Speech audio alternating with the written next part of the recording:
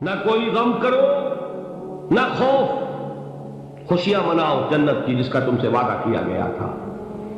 اللہ کی ربوبیت پر اطمینان جب انسان کو ہو جاتا، میرا رب اللہ ہے، ربی اللہ، انسان کے لیے نہ کوئی کھٹکا، نہ کوئی خطرہ، نہ کوئی خوف، نہ کوئی حزن۔ جو کچھ ہو رہا ہے کس کے اذن سے ہو رہا ہے؟ اللہ کے اذن سے۔ اللہ کے اذن کے بغیر پتہ تک نہیں ہلتا۔ یہ کوئی اندھا بہرا مادہ نہیں ہے جس سے مجھے کوئی خوف ہو۔ اندھا بھینسا چلا رہا ہو اس سے تو ڈرنے کا ہر انسان کو ڈرنا چاہیے، نہ معلوم کس کو ٹکر مار دے۔ لیکن نہیں، اس کائنات کو چلانے والا ایک سمیع و بصیر خدا ہے، وہ جو میرا دوست ہے، میرا ولی ہے۔ اللہ ولی الذین آمنوا یخرجہم من الظلمات الی النور۔ اللہ اہل ایمان کا ولی ہے، ساتھی ہے، پشت پناہ ہے، مددگار ہے، حمایتی ہے۔ بتائیے جسے یقین ہو جائے کہ اللہ میرا مددگار، اللہ میرا محافظ، اللہ میرا پشت پناہ، اللہ میرا حمایتی، اس کے لیے کوئی خوف ہوگا؟ اس سے کوئی ڈر ہوگا؟ میں مثال دیا کرتا ہوں ایک بہت سادہ، پنجاب کے دیہات کی۔ تو بڑا چودھری ہے اور کوئی غریب کسان ہے۔ اس غریب کسان کے جانوروں کو ہر وقت اندیشہ ہوگا چوری کا، کوئی میری بھینس کھول کر نہ لے جائے، کوئی میرا بیل کھول کر نہ لے جائے۔ لیکن جس کے بارے میں یہ سب کو معلوم ہو کہ وہ جو بڑا چودھری ہے وہ اس کا دوست ہے، اس کی بچیا کو کوئی خوف ہوگا؟ اس کی بھینس پر کوئی ہاتھ ڈالے گا؟ اسے کوئی اندیشہ ہوگا؟ نہیں۔ کیوں؟ کہ وہ بڑا چودھری، بڑا اس کا یہاں کا سردار، جاگیردار، سب کو معلوم ہے وہ میرا دوست ہے، کوئی میرے خلاف اقدام نہیں کر سکتا۔ اس دنیا میں یہ چھوٹی سی بات اگر آپ کے دلی اطمینان اور سکون کا باعث بن سکتی ہے تو ذرا تصور کیجئے۔ میں لفظ تصور استعمال کروں گا صرف اس لیے کہ اس کا ہم جس کو کہتے ہیں ادراک اور شعور کر نہیں سکتے، اگر کے ساتھ کر سکتے۔ اگر یقین ہو کہ اللہ میرا مددگار اور یقین ہو کہ اللہ ہر آن میرے ساتھ ہے، پھر کوئی خوف؟ کس کا خوف؟ کوئی شے اللہ سے بالا تر ہے؟ کوئی قوت اس سے زیادہ طاقتور ہے؟ کوئی اس کے ارادے کو بدلنے والا ہے؟ کوئی اس کی مشیت کے آڑے آنے والا ہے؟ یہی بات ہے جو حضور نے فرمائی۔ یہ ایمان کا حاصل ہے لب لباب، کہ دیکھو اچھی طرح اس بات کو ذہن نشین کر لو، اگر تمام انسان مل کر تمہیں کوئی نقصان پہنچانا چاہے نہیں پہنچا سکتے، مگر جو کچھ اللہ نے لکھ دیا ہو، اور تمام انسان مل کر تمہیں کوئی نفع پہنچانا چاہے نہیں پہنچا سکتے، مگر وہ شے جو اللہ نے طے کر دی۔ آپ پھر میں کہوں گا ذرا طاری کیجئے، اسے فرض کیجئے، اسے سوچئے۔ اگر اس حدیث پر ہمارا دل ٹھکا ہوا ہو تو کسی سے ڈر ہوگا؟ یہ مجھے نقصان نہ پہنچا دے، یہ میری رپورٹ خراب نہ کر دے، یہ میری انکریمنٹ نہ رکوا دے، یہ میرا یہ نہ بگاڑ دے، یہ میرے یہ نقصان نہ پہنچا دے۔ اس کا ڈر، اس کا ڈر، اس کا خوف، اس کی خوشامد، اس کے لیے جا کر طرح طرح سے اپنی عزت نفس کو ذلیل کروانا اس کے سامنے، یہ سب کچھ کیوں کرتا ہے انسان؟ جب سمجھتا ہے کہ اس کے ہاتھ میں میرا کوئی نفع ہے، اس کے ہاتھ میں میرے لیے کوئی ضرر ہے، یہ مجھے کوئی غضب پہنچا سکتا ہے، یہ مجھے کوئی نقصان پہنچا سکتا ہے، یہ میرا کوئی کام بنا سکتا ہے، یہ میری کوئی ضرورت پوری کر سکتا ہے، اسی کا نام شرک ہے۔ جہاں آپ نے یہ سمجھا کہ غیر اللہ کے اندر کوئی طاقت موجود ہے، وہی شرک ہے۔ بتوں سے تجھ کو امید ہے، خدا سے نومیدی، مجھے بتا تو صحیح اور کافری کیا ہے؟ شرک تو یہ جس پر بھی تمہیں یہ خیال ہے، کلمہ ہے یہ کلمہ سوم، لا حول ولا قوت الا باللہ، ذرا اس پر دل کو کبھی اگر آپ تصور کریں، پھر فرض کریں، دل ٹھک جائے اس پر، کوئی طاقت نہیں۔ یہی بات تھی جو شیخ عبد القادر جیلانی رحمۃ اللہ علیہ نے اپنی وصیت میں اپنے بچے سے کہی۔ 11ویں دینے والے ہیں لیکن حضرت شیخ عبد القادر جیلانی کی وصیت اور تعلیمات کو کتنے لوگ نہیں جانتے ہیں؟ یہ جن مقامات تک پہنچے ہیں وہ کس چیز کی بدولت پہنچے؟ انہوں نے جو پیغام دیا وہ کیا تھا؟ اے میرے بچے، جس طریقے سے قرآن مجید میں حضرت لقمان کی نصیحتیں جو ہے نقل کر دی گئی ہیں، میں یہ عرض کروں گا بالفرض اگر قرآن حضرت عبد القادر جیلانی کے بعد نازل ہوا ہوتا تو شیخ عبد القادر کی یہ نصیحتیں بھی قرآن میں درج ہوتی۔ اتنی اونچی نصیحتیں ہیں۔ اے میرے بچے، اس حقیقت کو ذہن نشین کر لے، لا فاعل فی الحقیقت ولا مؤثر الا اللہ۔ اس کائنات میں نہ کوئی فاعل حقیقی ہے نہ مؤثر حقیقی ہے سوائے اللہ۔ کسی شے میں کوئی تاثیر نہیں اگر اللہ نہ چاہے۔ آگ جلا نہیں سکتی اگر اللہ نہ چاہے، پانی ڈبو نہیں سکتا اگر اللہ نہ چاہے، زہر ہلاک نہیں کر سکتا اگر اللہ نہ چاہے، کوئی چیز فائدہ نہیں پہنچا سکتی اگر اللہ نہ چاہے۔ تو در در پہ کیوں سر جھکاتے ہو؟ در در پر کیوں جبیں سائی کرتے ہو؟ سب کے سامنے کیوں ہاتھ پھیلاتے ہو؟ ایک اللہ سے مانگو، ایک اللہ کے سامنے زمین پر اپنی جبین رکھو۔ لا فاعل فی الحقیقت ولا مؤثر الا اللہ۔ نظر آتا ہے ہمیں کہ پانی پیاس بجھا دیتا ہے، پیاس بجھانے کی صلاحیت پانی میں نہیں ہے، اللہ کے اذن سے۔ کھانا بھوک مٹا دیتا ہے، بھوک مٹانے کی صلاحیت کھانے میں نہیں ہے، اذن رب میں۔ دیکھیے یہی یقین تھا حضرت موسیٰ علیہ السلام کا واقعہ یاد کیجئے۔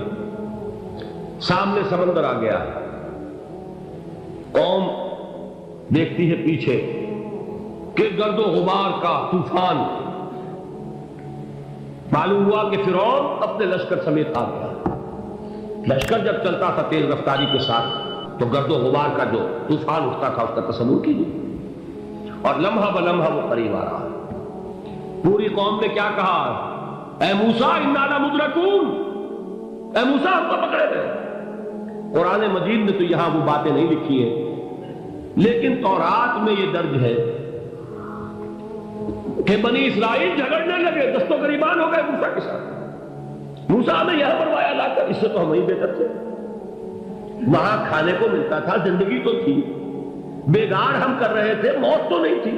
اب جو کچھ ہوگا اس کا تصور کرو، جس طریقے سے ہمارے ٹکڑے اڑائے جائیں گے۔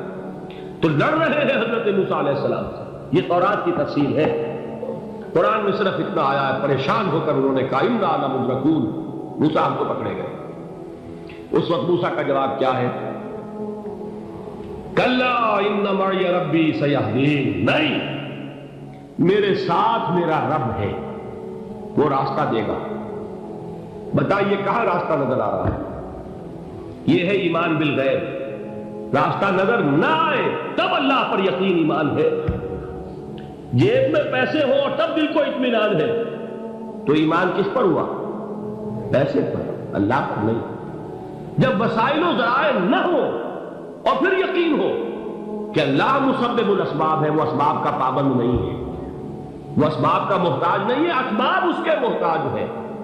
اگر یہ یقین ہے تو اللہ پر ایمان ہے، یہ نہیں ہے تو تمہارا ایمان اسباب پر ہے، وسائل پر ہے، ذرائع پر ہے، مادیات پر ہے، اللہ پر نہیں۔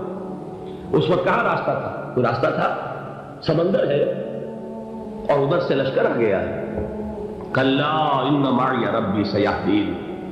اب دیکھیے ایمان کہہ دینا آسان ہے، ہوا معکم اینما کنتم، جہاں کہیں بھی تم ہوتے ہو اللہ تمہارے ساتھ ہوتا ہے، لیکن اس کا یقین قائم ہو جائے تو زمین و آسمان کا فرق واقع ہو جائے۔ یہی بات ہوئی حضور کے ساتھ۔ غار ہے، چھپے ہوئے ہیں محمد رسول اللہ اور آپ کے وہ یار غار ابو بکر صدیق رضی اللہ تعالی عنہ۔ اقبال نے حضرت ابو بکر کی شان میں چند اشعار پڑھ سے، لیکن واقعہ یہ ہے کہ بھاری بھاری نظموں پر اور قصیدوں پر بھاری، طویل ترین نظمیں اور قصیدے ہوں ان پر بھاری۔ ہمتیں ابو بکر کی ہمت جو ہے، کشت ملت را جو اب، جیسے بارش سے کھیتی اپجتی ہے، ابو بکر کی ہمت اور عزیمت اس امت کو اسی طرح سینچنے والی ہے۔ ثانیے اسلام و غار و بدر و قبر، وہ دوسرے تھے اسلام میں، دوسرے پہلے کون تھے؟ انا اول المومنین، حضور فرماتے ہیں سب سے پہلا ایمان لانے والا میں، دوسرے ابو بکر۔ ویسے ہمارے ہاں یہ چلتا ہے اختلاف، حضرت علی پہلے ہیں کہ حضرت ابو بکر پہلے ہیں، لیکن اس میں بڑی خوبصورت تطبیق قائم کی ہے علماء نے، اور بہت صحیح ہے۔ چار کے بارے میں فیصلہ ہی مت کرو کہ کون پہلے، ان کی ایک عجیب تقسیم کر دی ہے۔ آزاد مردوں میں، بالغ مردوں میں سب سے پہلے ابو بکر، بچوں میں سب سے پہلے علی، خواتین میں سب سے پہلے خدیجہ، اور غلاموں میں سب سے پہلے زید بن حارثہ۔ بڑی پیاری تقسیم ہے، یہ چاروں ہی پہلے ہیں، ہر ایک کے لیے اولیت ہے۔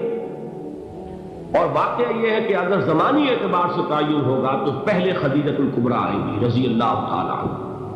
کسی اور سے بات کرنے کی نوبت بعد میں آ سکتی ہے، پہلے تو اہلیہ محترمہ سے بات ہوئی، آتے ہی پہلی وحی ہوئی ہے، ابھی تبلیغ کا حکم نہیں تھا۔ کس کو بتایا واقعہ؟ ابھی اپنی نبوت کی تبلیغ کا تو حکم ہی نہیں آیا۔ واقعہ کس کا ہے؟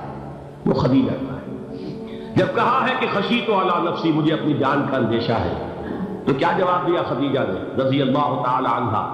وہ صدیقۃ الکبریٰ ہے۔ صدیقات جو ہے خواتین، ان میں چوٹی پر خدیجہ الکبریٰ ہے رضی اللہ تعالی عنہا، اور صدیق جو مرد ہے ان میں صدیق اکبر ہے ابو بکر صدیق رضی اللہ تعالی عنہ، لیکن صدیقات میں چوٹی پر۔ جب حضور نے فرمایا خشیت علی نفسی، کیا فرمایا، کیا عرض کیا، کیسے تسلی دی؟ نہیں نہیں، اللہ آپ کو ضائع نہیں کرے گا، آپ غریبوں کے ہمدرد ہیں، آپ مساکین کے تکالیف رفع کرنے والے ہیں، آپ بیواؤں کی سرپرستی کرتے ہیں، آپ مسافروں کی خدمت کرتے ہیں، اللہ آپ کو ضائع نہیں کرے گا۔ یہ یقین ہے اس خاتون کے اندر۔ خیر وہ ایک علیحدہ بات ہو جائے گی۔ میرے دل پر حضرت خدیجہ رضی اللہ تعالیٰ عنہ کی شخصیت کا بڑا گہرا نقش ہے، جو وہ کوئی اور ہی وقت اور موقع ہوا تو بیان ہوگا۔ بہرحال اقبال نے ایک مصرے میں جو چار اولیتیں جمع کر دی ہیں، ہمت او کشت امت را چو ابر، ثانی اسلام و غار و بدر و قبر۔ اسلام میں حضور کے بعد پہلے کون؟ ابو بکر۔ غار میں حضور کے ساتھ کون؟ ابو بکر۔ بدر کی رات اللہ کا رسول سر بسجود، وہ گھاس پھوس کی جو جھوپڑی بنائی گئی تھی، اور وہاں تلوار ننگی لے کر پہرا دینے والا کون؟ ابو بکر۔ اور اس حجرہ عائشہ میں محمد کے بعد سب سے پہلے دفن ہونے والا کون؟ ابو بکر رضی اللہ تعالیٰ عنہ صلی اللہ علیہ وسلم۔ وہ جو معاملہ میں سنا رہا تھا غار ثور کا، حضرت ابو بکر بھی حضور کے خیال سے لرز گئے ہیں۔ آپ کو یاد ہوگا کہ جا کر پہلے تمام جتنے سوراخ تھے انہیں بند کیا، ایک سوراخ رہ گیا تھا جس کو بند کرنے کے لیے کوئی کپڑا نہیں تھا، وہاں اپنی ایڑی رکھی ہے، تب کہا ہے حضور سے تشریف لائیے، اور اپنے زانو پر حضور کو لٹایا ہے، اور وہاں کسی موذی جانور نے کاٹا ہے، حضور کی آنکھ لگ گئی تھی، اس وقت اس بل کے اندر جو بھی بچھو ہے کیا ہے واللہ عالم، اس نے کاٹا ہے، اس کی تکلیف کی وجہ سے ابو بکر کی آنکھوں سے آنسو ٹپک گئے، حضور کے چہرے مبارک پر پڑے ہیں، تو حضور جاگے ہیں، معاملہ کیا ہے؟ ایڑی نہیں ہٹائی وہاں سے، مبادا وہ جانور وہاں سے نکل کر محمد الرسول اللہ کو کوئی گدن پہنچا دے، ابو بکر کی ایڑی ہے، جس طرح چاہے کھا لے، ختم کر دے، جان نکل جائے تب کوئی آنچ آئے محمد پر تو آئے، لیکن جیتے جی نہیں۔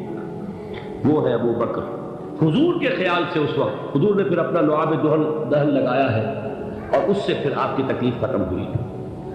جیسے خیبر میں حضرت علی کی آنکھ دکھ رہی تھی، اس کو جو شفا حاصل ہوئی وہ بھی حضور کے لعاب دہن سے ہوئی۔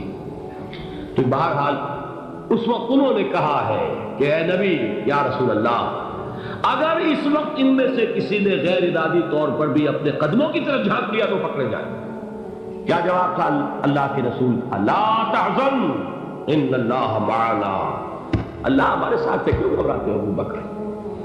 یہ ہے ایمان باللہ، میرا مالک اللہ، میرا رازق اللہ، میرا محافظ اللہ، میرا مددگار اللہ، میرا پشت پناہ اللہ، میرا دوست